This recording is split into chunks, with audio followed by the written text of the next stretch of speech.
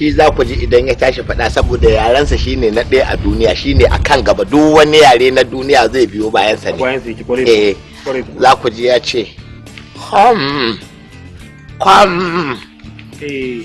ku rubuta. Ba sai ka ce haushin kare. Ai larabci ne. Yawwa. Sannan misali kamar mutanen China, kun san su ko bangaren yaren su in ba da barbara ba da barbara. Sai da ka ga masoko. Saboda shi Jet Li din na aguna yayi karatu.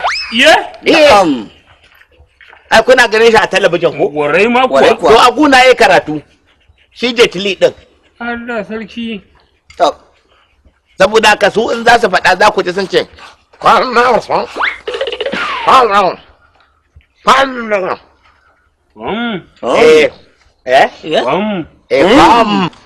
Allah ya ma wani irin kai.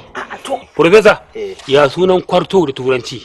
To, yanzu za a gaya ma shi ne quartes. Yawwa. Quartes. Yawwa. Ya sunan mangala da turanci? Mangala. Za ka iya cewa mangalios. Mangalios. Wala ya iya. Mangalios. Mangale. Mangalios. Mangale.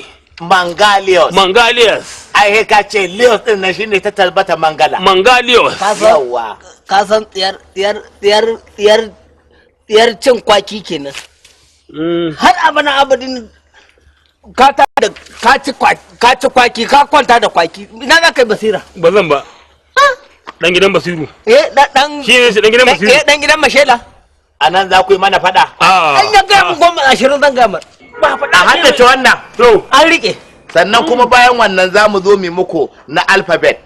To, idan na ce muku A, zan gaya muku A din nan me za ta fada. Idan na ce muku B, B din nan me za ta fada. Idan na ce muku C, ga abin da take nufi, ba zan zuba muku da yawa ba saboda kwakwalwarku ba za ta dauka ba. Allah da Annabi ai da ko saboda kin ga